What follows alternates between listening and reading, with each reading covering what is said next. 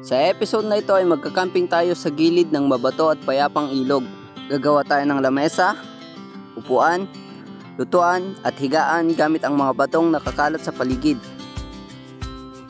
Magluluto at kakain ng mga simpleng pagkain habang ninanamnam ang payapang kapaligiran.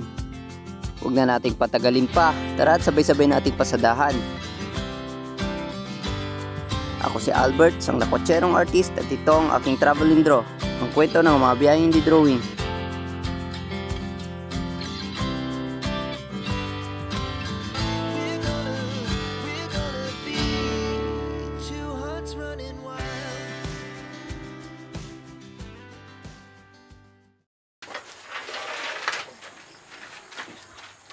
Kamusta kayong lahat? Welcome back sa ating channel. Ang tagal nating nawala, almost 1.5 months. At ngayon magkakamping ulit tayo. At malapit lang yung spot natin. Gagamitin natin itong tricycle namin. Ito yung gagamitin nating service. At pero magmumotor ako, si Kuya magdadrive sa tricycle. Ito maganda pag naka-tricycle, oh. Pwede mong dalhin kahit gaano karaming gamit ang gusto mong dalhin. Medyo late na yung take off namin. Pero okay lang dahil ilang kilometers lang naman yung pupuntahan. Kaya goods lang.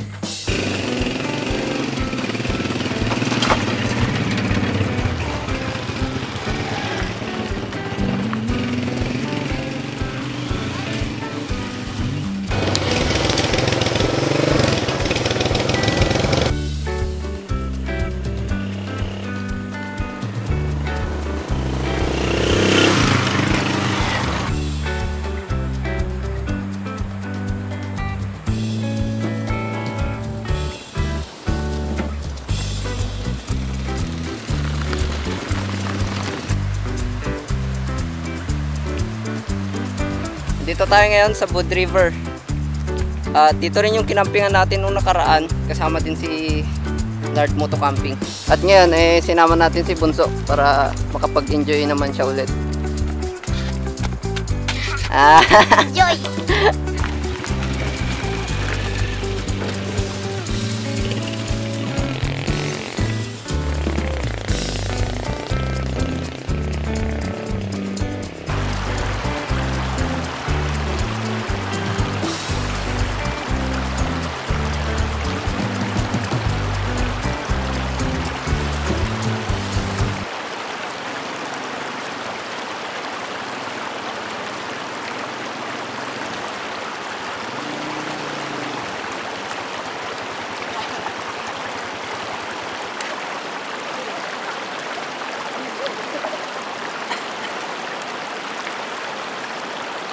Ito na yung ating magiging campsite.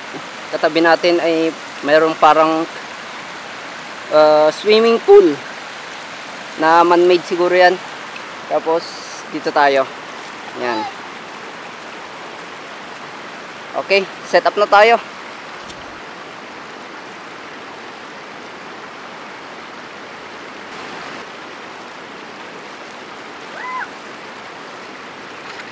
Kailangan natin ng isang mahabang stick pangtukod natin dito sa ating tarp. Sa kabilang side okay lang naman kasi mayroon yung tricycle, pero dito sa kabilang side kailangan may pangtukod tayo. May nakita naman ako ditong kawayan, swerte natin dahil may nakita akong kawayan. Pulutin na lang natin.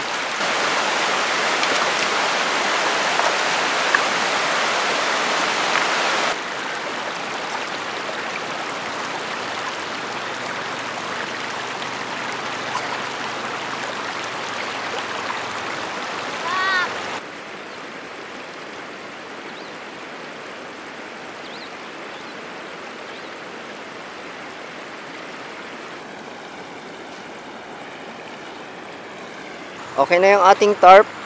Inabot na tayo ng dilim sa pagsiset up. Ayan. Dito yung higaan natin, dyan na part. Ang gagawin nating higaan ay yung maraming bato na kagaya ng ginawa natin dun sa Maliko, na naglatag tayo ng maraming bato.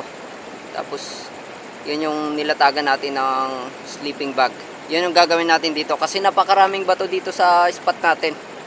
Pero bago natin gawin yon, unahin muna natin yung pagluluto. Ito may nakuha tayong, ito yung ano, kahoy. Sibakin natin yan. Panggatong natin.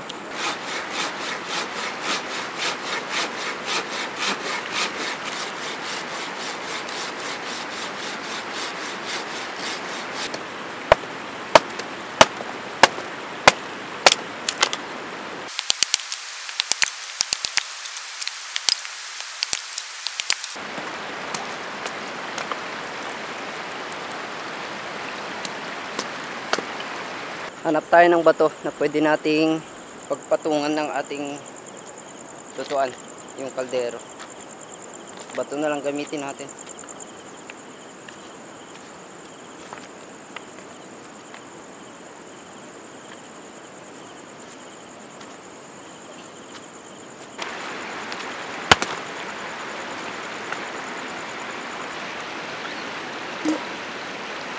Yan. Saktong-sakto. Okay na. Magluto na tayo. Ang lulutuin pala nating ulam ay pansit canton. Yan. Pero hindi lang natin siya lulutuin sa normal na luto. Lalagyan natin siya ng gulay. Yan. Parang pansit.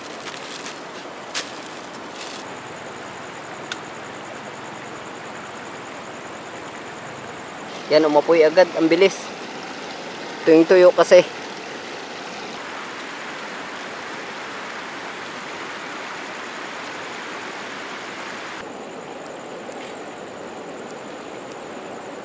Huwag natin siyang lutuin ng maigi. Kailangan lang, kunti lang para, kasi lulutuin pa natin yan mamaya eh. Ihahalo natin sa ginisang gulay. Okay na yan.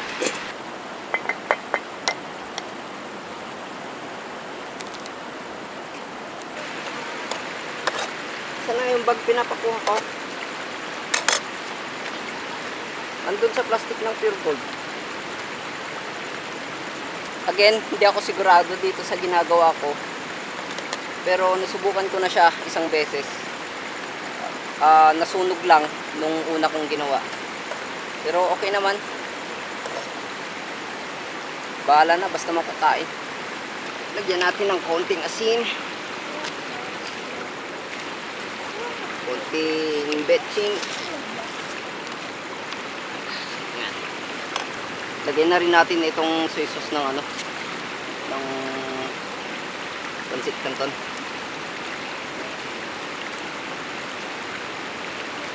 Yan. Parang oyster sauce.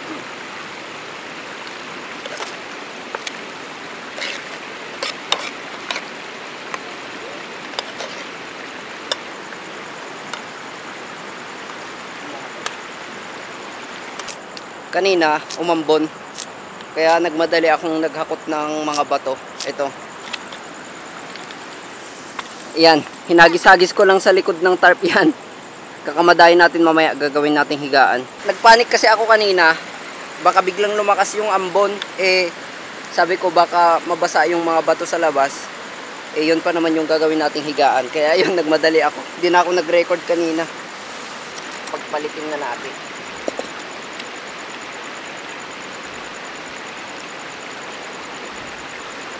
Tapos, isali natin pa.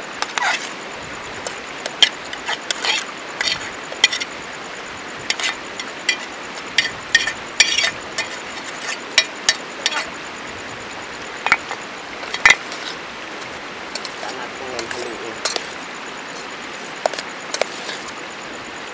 Parang wala na yung gulay. Nilamon na.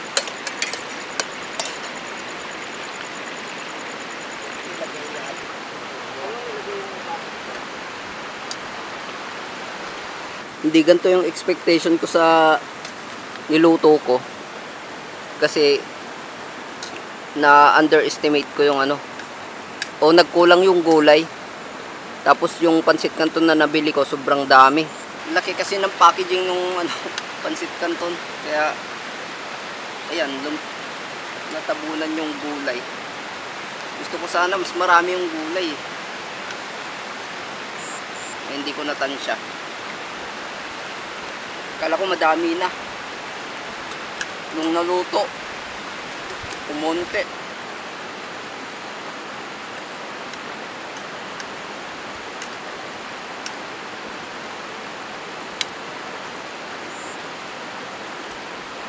Alright, tapos na tayong kumain. Kaya gagawin na natin yung ating higaan.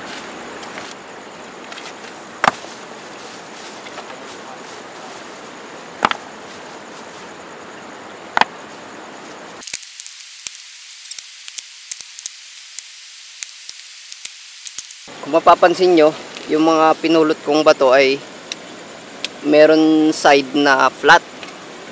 Makakatulong din yan para maging kahit papaano komportable yung paghiga natin. Makapal naman yung sleeping bag na dala natin. Ang iniisip ko lang, kumot. Wala tayong kumot.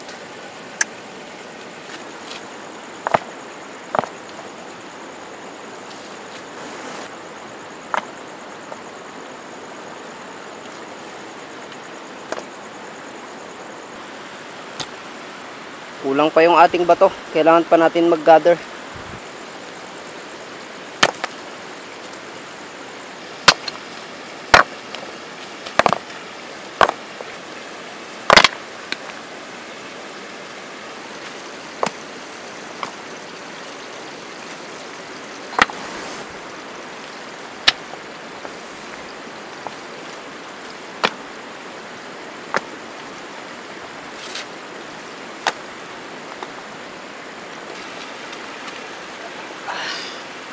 Okay ayos.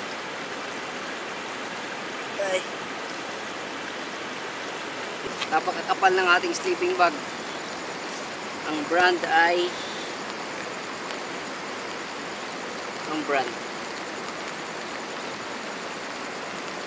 ito, Ozark. Bigay ito ng aking boss dun sa trabaho ko nung last Christmas. Dalawa to eh, yung gray at saka ito. Mas makapal ito dun sa gray, yung dinadala ko noon. Kung matandaan nyo, yung dinadala ko noon. Coleman yung isa eh. Pero mas maganda to, tsaka mas komportable.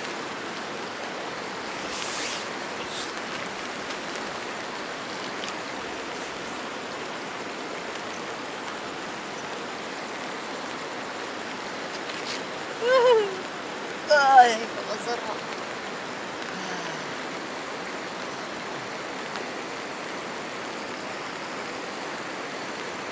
Ang sarap. Ang kapal kasi nito. Tapos yung mga bato na kinuha ko flat. Kaya ayun, saktong sakto.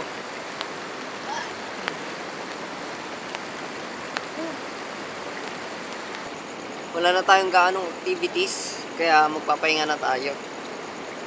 Ang problema ko, wala akong nadalang kumot, kaya ito, magja-jacket na lang ako. Tapos nahiram ko itong pajama ni kuya na parang pantalon.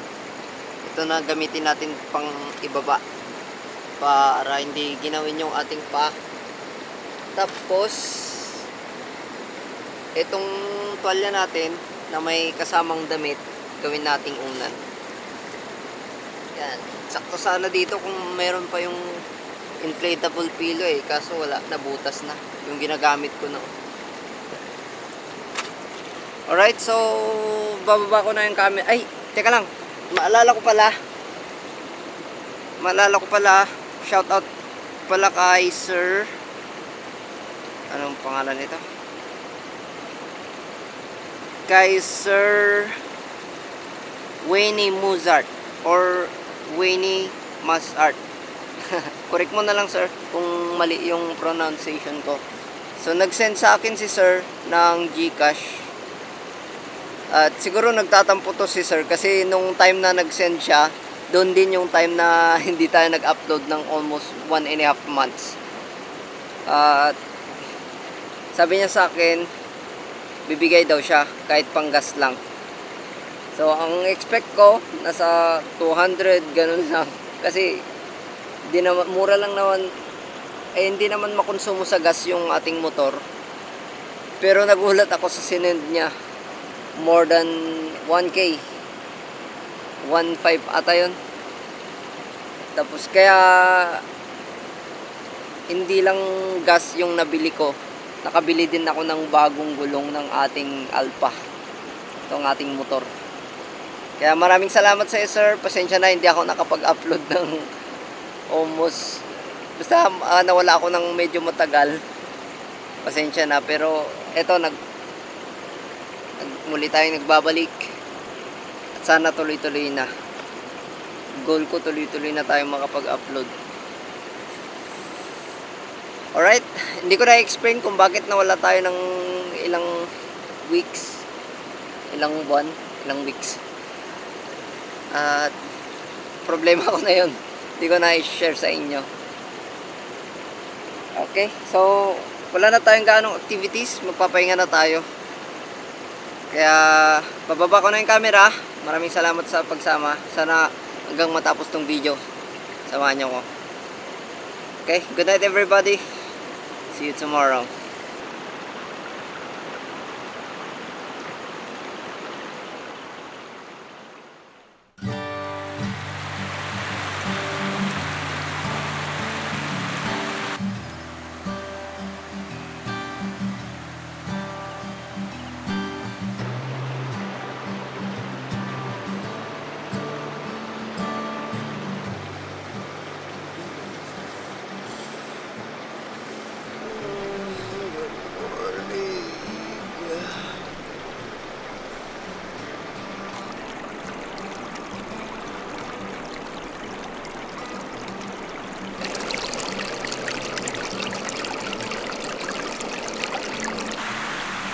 Ganda ng sunrise, napakaliwalas.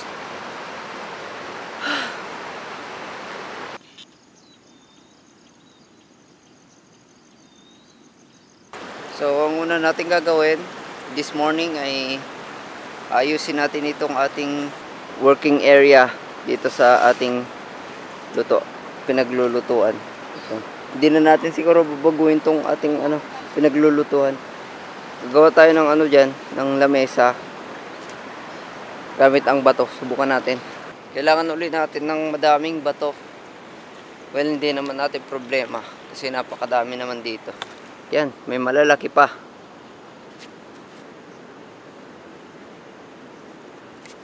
Bigat. Bigat pala.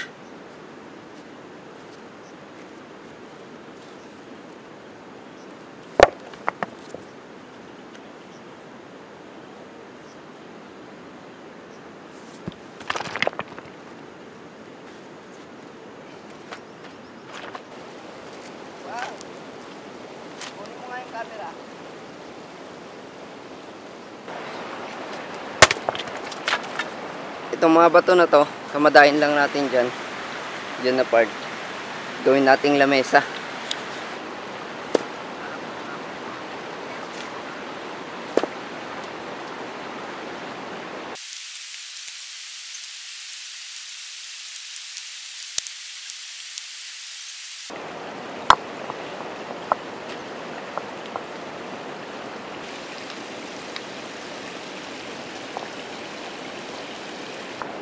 Para akong nagtatiles dito sa ginagawa ko.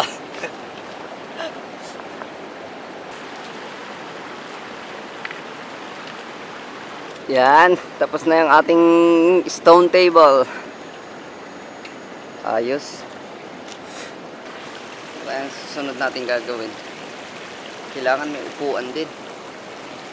Gawa tayo upuan.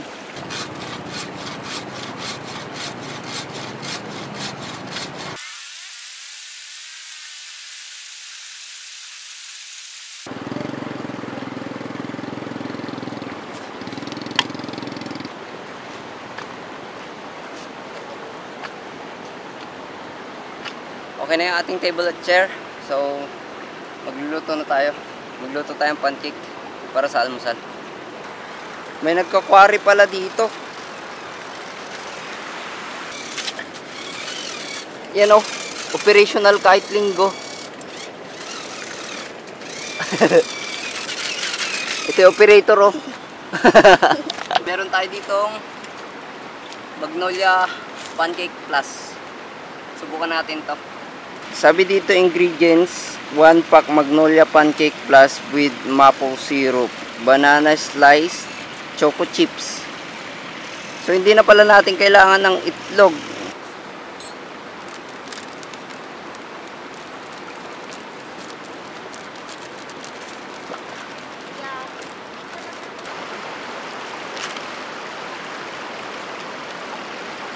Wala, makwan yan.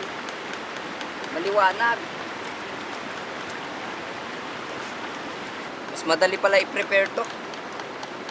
Kasi yung bibili ka ng harina, tsaka mga ingredients. Masyado na yatang malabnaw yung timpla ko. Okay na to.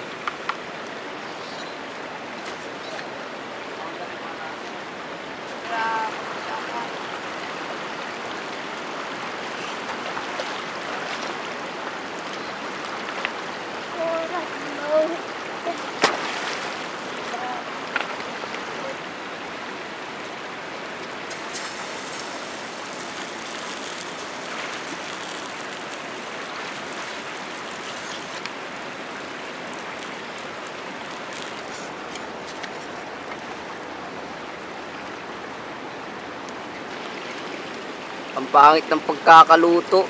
Durug-durug. Ito na yung last. Yung unang salang kanina, binanatan na ni Bunso.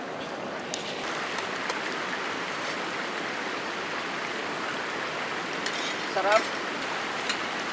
May ligo muna tayo. At napakainit. Kanina pa ako naiinitan.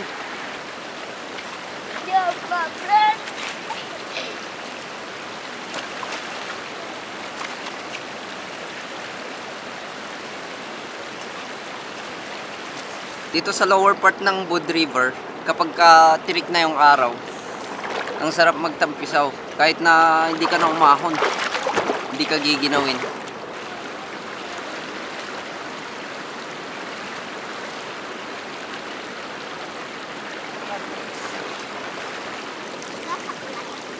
Okay, syrup to. Parang syrup.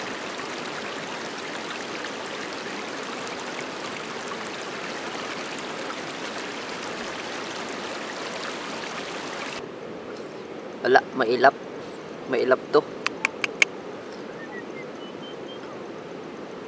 Naalala ko tuloy yung aso dun sa Kashit, yung puti. Yung nakipaglaro sa amin, nakipagkulitan. Kahit di kami kilala. Pakabait nung aso na yun.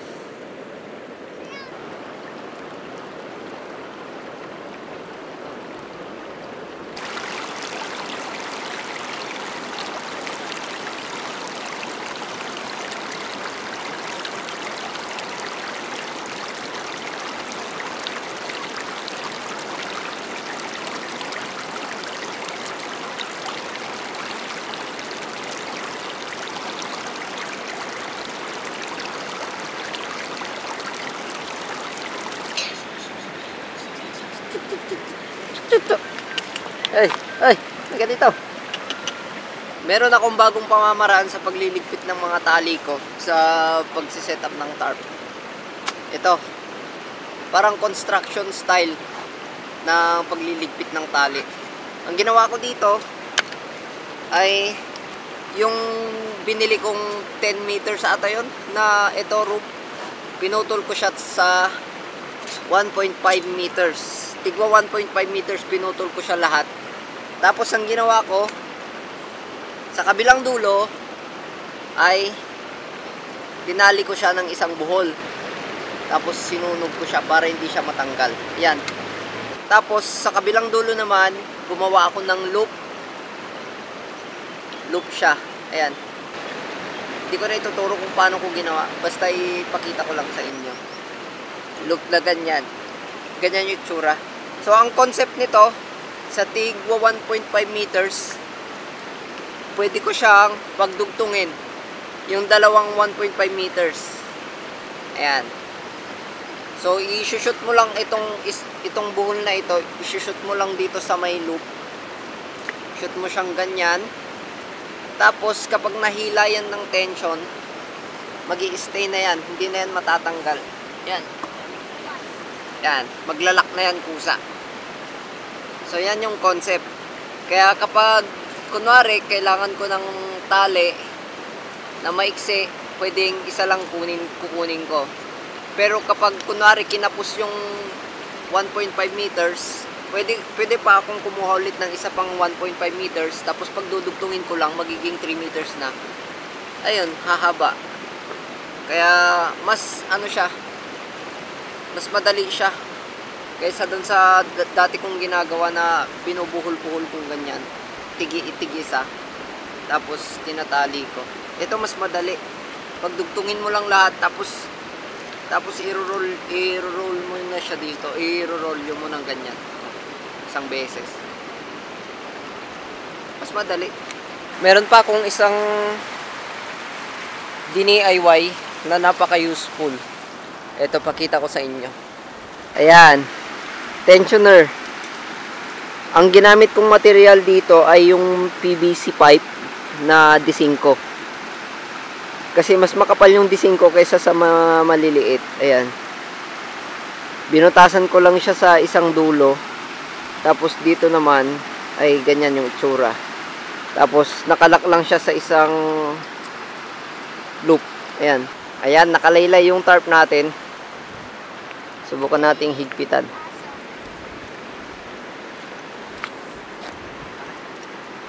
Yan. Kusa na siyang naglalak. O, diba? Parang yung nabibili lang din. May nabibiling ganito eh. Pero, ako kasi, mas gusto ko yung dini-DIY ko. Para kasing, para kasing gumagana yung pagka-artistic ko. Parang ganon. Kapag dini-DIY ko yung mga ginagamit ko.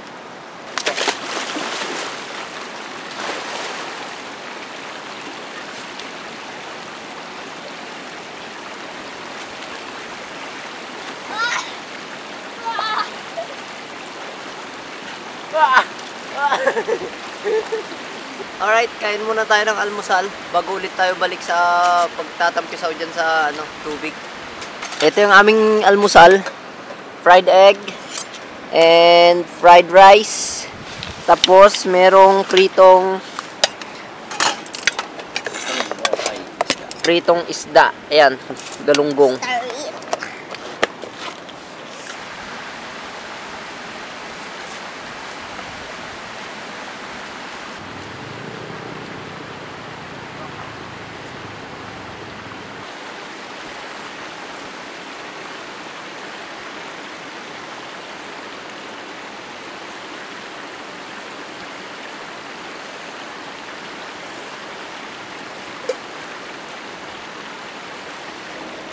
Maraming salamat pala sa mga sumusuporta, sa mga laging nanonood sa ating mga videos.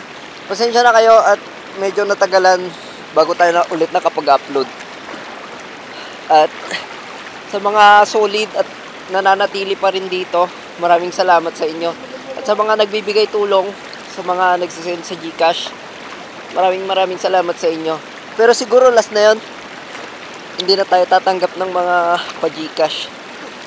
Pero kung talagang gusto nyong tumulong, magbigay, sumuporta sa ating channel, pwede namang super thanks na lang. Open naman yung super thanks natin. Ayan. Maraming salamat sa inyo. Maraming salamat.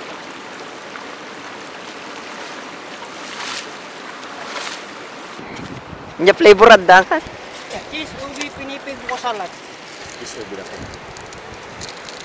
May ice cream tayo.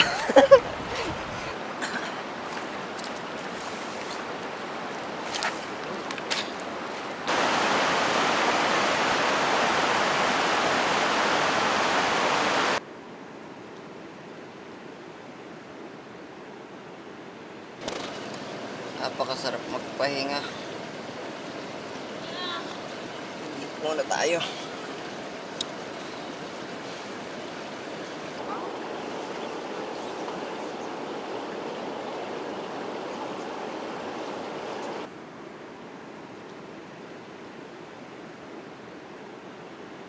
Napakainit na.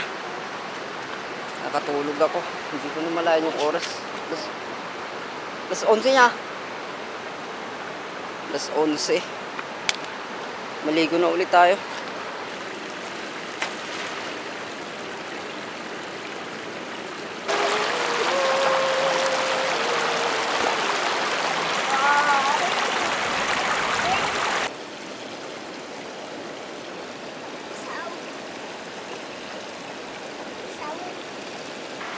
Alauna na ng hapon, kaya magliligpit na kami ng mga gamit. Tapos sisibat na.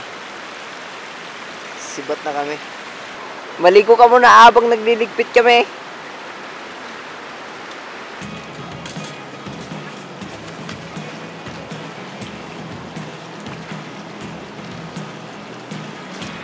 Itong mga kahoy natin, ilagay na lang natin doon sa taas.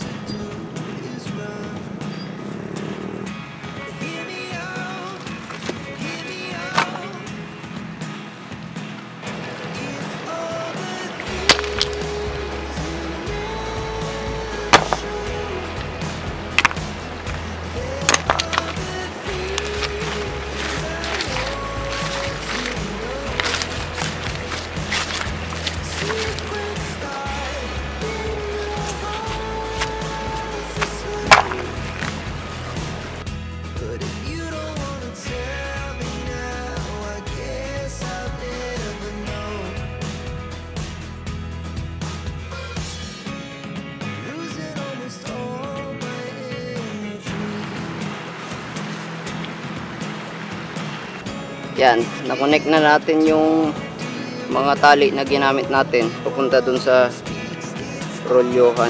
I-roll na natin yan.